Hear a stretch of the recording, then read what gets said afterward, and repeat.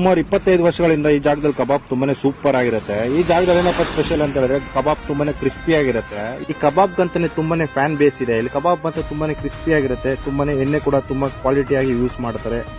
ಇಲ್ಲಿ ಚಿಕನ್ ಕಬಾಬ್ ಜೊತೆಗೆ leg piece ತುಂಬಾನೇ ಶ್ರೇಷ್ಠಿಯಾಗಿ ಕ್ರಿಸ್ಪಿ ಆಗಿರುತ್ತೆ. ಇದ್ರ ಜೊತೆಗೆ ಅಣ್ಣನ ಹತ್ರ ಕುಷ್ಕಾ ಕಬಾಬ್ ಮಾತ್ರ ತುಂಬಾನೇ ಮಸ್ಟ್ ಟ್ರೈ ಅಂತಾನೆ ಹೇಳ್ಬೋದು. ಈ ಜಾಗದಲ್ಲಿ ಏನಪ್ಪಾ ಅಂತ ಹೇಳಿದ್ರೆ ಈ ಅಣ್ಣನ ಹೆಸರು ವರದಣ್ಣ ಅಂತ. ಈ ವರದಣ್ಣನ ಹತ್ರ ನಾವು ತಿಂತಿರೋದು ನಮ್ಗೆ ವರದಾನ ಅಂತ ನಾವು ಹೇಳ್ಬೋದು. ಇಲ್ಲಿ ಎನಿ ಟೈಮ್ ಕಬಾಬ್ ಫ್ಯಾಕ್ಟ್ರಿ ಅಂತ ಹೇಳ್ಬೋದು. ಕಬಾಬ್ ಇಲ್ಲಿ ತುಂಬಾನೇ ಚೆನ್ನಾಗಿ ಕ್ರಿಸ್ಪಿಯಾಗಿ ಬೇಯಿಸ್ತಾನೆ ಇರ್ತಾರೆ. ಈ ಜಾಗ ಹೆಸರು ಕಬ್ಬಾಳಮ್ಮ ಚಿಕನ್ ಸೆಟರ್ ಅಂತ.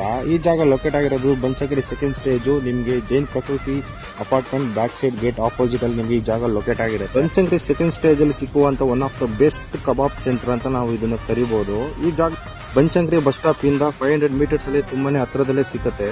ಇಲ್ಲಿ ಟೈಮ್ ಬಂದು ಸಂಜೆ 6 ಗಂಟೆಯಿಂದ ರಾತ್ರಿ 11 ಗಂಟೆವರೆಗೂ ಕುಷ್ಕಾ ಕಬಾಬ್ ಬಿರಿಯಾನಿ ತುಂಬಾನೇ ಫೇಮಸ್ ಆಗಿರುತ್ತೆ.